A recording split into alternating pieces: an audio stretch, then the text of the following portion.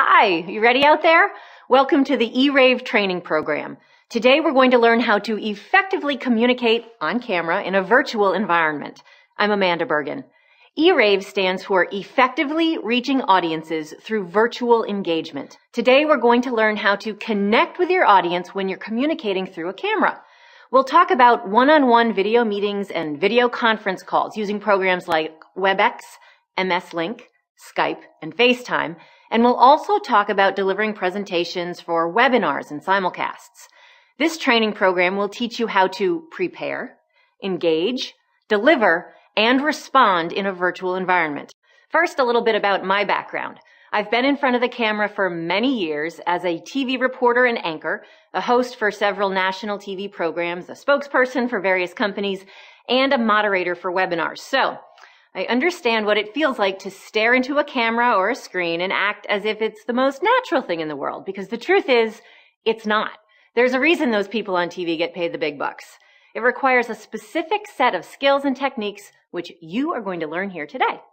Did you know that at least 80% of corporate presentations are delivered remotely? Not all of them are done on video, but many are.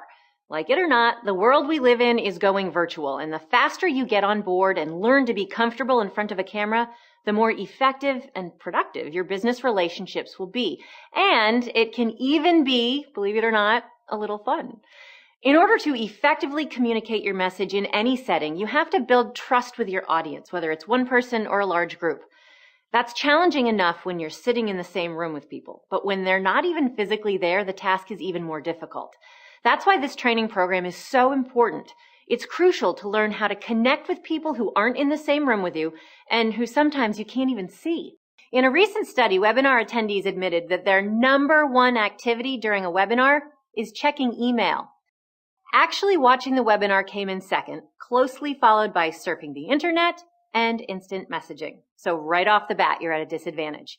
You have to deliver your presentation in a way that will get and hold their attention. And that leads to our next point, what you're saying.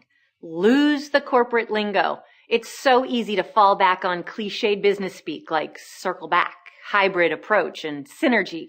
Using words like that as filler dilute your message, and it's not authentically you. You risk losing that connection with your audience.